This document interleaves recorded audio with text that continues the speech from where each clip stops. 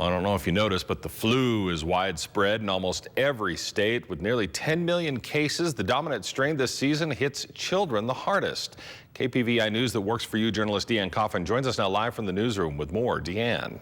Thanks, Matt. I talked to a pediatrician at the Pocatello Children's Clinic today, not only about the risks of flu for kids, but adults too.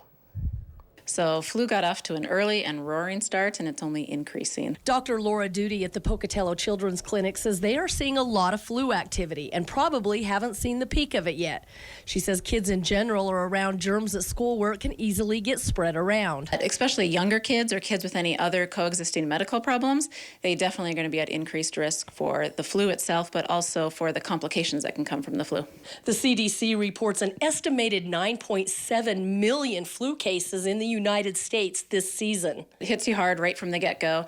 You're sick, you're wanting to stay in bed, your whole body hurts. It's a respiratory illness, so it usually starts with some degree of cough, runny nose, sore throat, watery eyes, and high fevers. And it can make you sick in bed for a whole week. She says the flu virus can last anywhere from 5 to 7 days, and there can be complications associated with the flu virus. One of the more serious complications from the flu is death. You can die from complications from dehydration, respiratory failure, secondary infections like pneumonia can get out of control, and you can die secondary to that. Also, a lot more rare, but it's possible for the flu itself to cause an encephalitis, which is inflammation in the brain that can lead to coma and ultimately death. She says that's why it's so important to get a flu vaccine each season, and depending on which strains of the flu are circulating around, the flu shot can be anywhere from 40 to 70% effective. Even though the flu vaccine isn't perfect, it's still the best defense against the flu.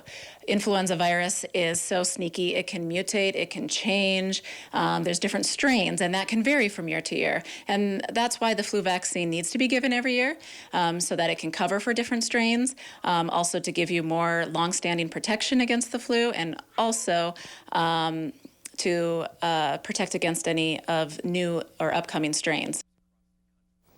2 children in Idaho have died from influenza-related causes, one in northern Idaho and the other here in eastern Idaho. A third death is being investigated.